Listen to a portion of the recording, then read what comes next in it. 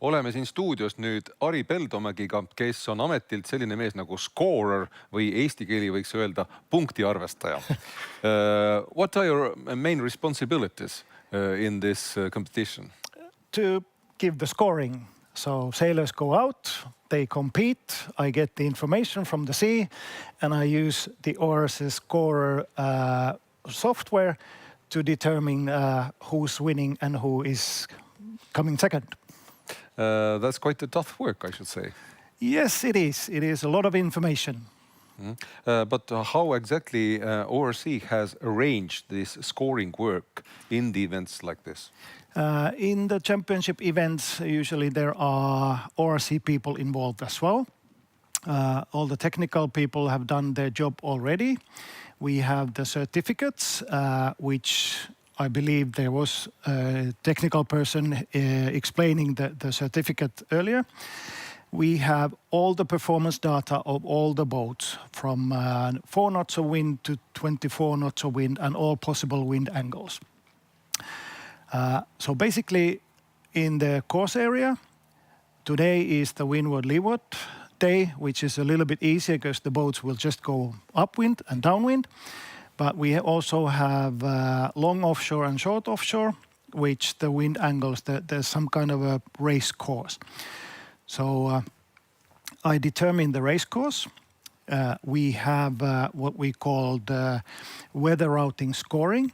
So we look at the weather predictions, and each boat gets their own time calculation factor, TCF, for that particular course that we have set them. For example, tomorrow we will there's a schedule of short offshore race, which will basically be just around the Tallinn Bay, going a little bit north. I have set it up in long stretches, and the weather routing scoring actually calculates each boat's performance on each sector. So scoring-wise, it is a little bit easier to score the offshore races, because basically then I have the data already in the ORC scorer software. I just determine and put the starting times and the finishing times and let the software to do their job, so to speak.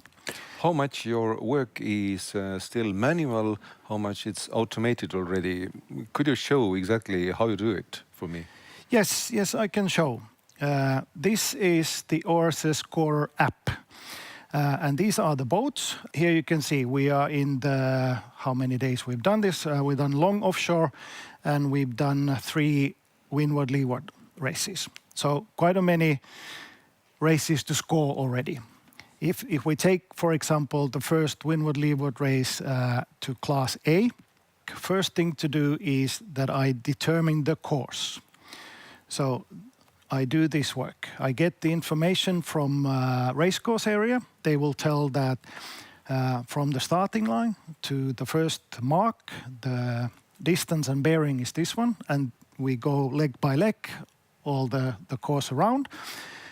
I put the information here, and what is important is this wind that we can determine that it is truly an upwind or downwind leg.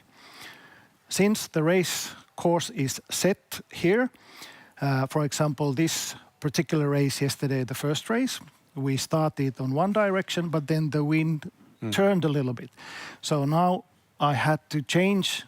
I get the information from the race course, so I also had to react and change on the scoring app that okay, the first leg was here, second leg was here. So now the scorer knows exactly what happened on the sea, and then they give me all the finishing times. I put them in, and then we get the actual races. So in an ideal world, you have to follow the direction of the wind as fast as also the captain does. Yes. And that's basically the responsibility of the race officers out in the sea. Mm-hmm.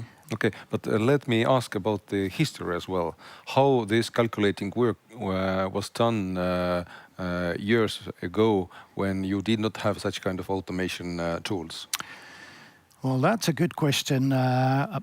Basically, before the ORC rule, we had much simpler rules called LUS, for example, here in the Nordic countries.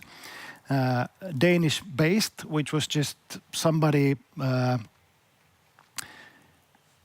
out of experience gave each boat one number, which was when they finished, how much time did they use on the race course, and that time was multiplied by that factor. But since technology have involved, now we know everything of the boat. We measure the hull, we know all the performances everywhere. So today it's very accurate. Okay, let's get back to the system. Could you show how exactly the results are looking like?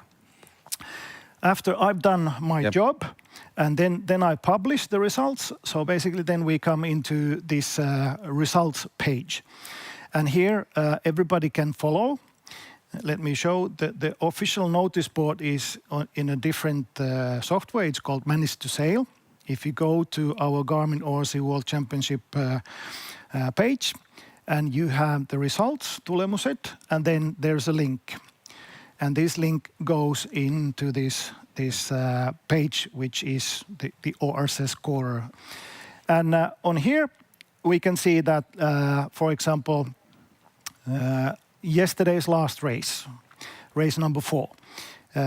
For the sailors, in the morning, they have so-called scratch sheets.